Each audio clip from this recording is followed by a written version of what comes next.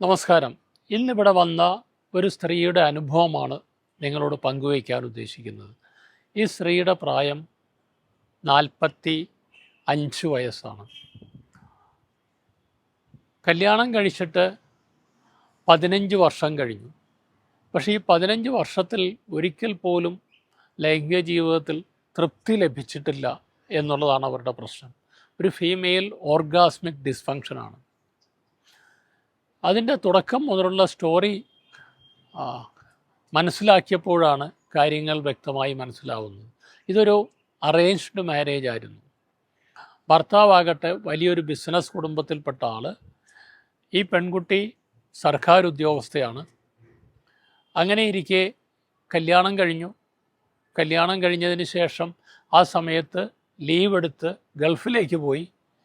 വിദേശത്ത് കുറേ കാലം ജോലി ചെയ്തു. കല്യാണം കഴിഞ്ഞ് ആദ്യത്തെ ഒരു വർഷം എപ്പോഴൊക്കെയോ ചില ലൈംഗിക ബന്ധങ്ങൾ നടന്നു. ഒരു കുട്ടിയായി. അതിനുശേഷം കുട്ടിയുമായിട്ട് മുന്നോട്ട് പോയി.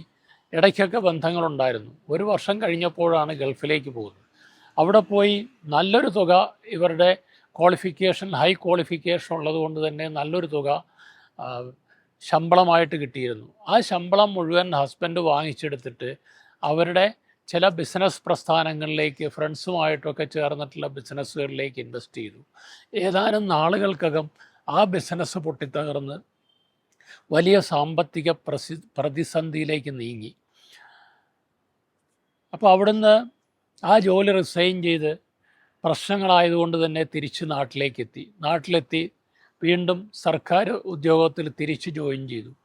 അപ്പോഴും ഇവരോട് പൈസ ചോദിക്കുന്ന അവസ്ഥയുണ്ടായിരുന്നു. പക്ഷേ അവർ ഈ കടബാധ്യതകൾ വരുത്തി വെച്ചുകൊണ്ട് തന്നെ ഹസ്ബൻഡ് പൈസ കൊടുക്കാൻ മടിച്ചു. അതോടുകൂടി വലിയ തമ്മിലടിയായി തീർന്നു.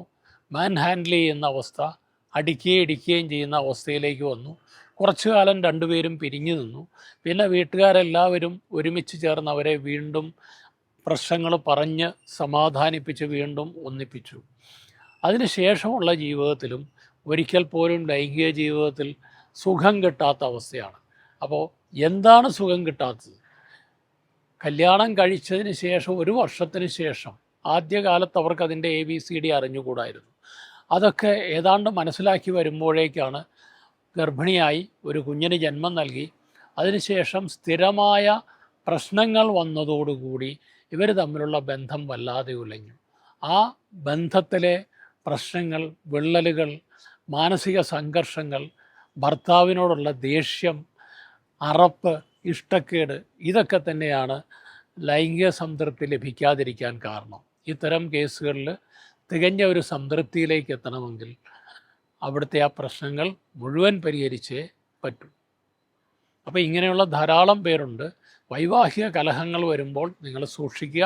അത് തുടക്കത്തിലെ തന്നെ ചികിത്സിച്ച് പരിഹരിക്കാൻ നോക്കുക. അല്ലാതെ നീട്ടിക്കഴിഞ്ഞാൽ ഇങ്ങനെയുള്ള പല പ്രശ്നങ്ങളിലേക്കും ചെന്നെത്താം.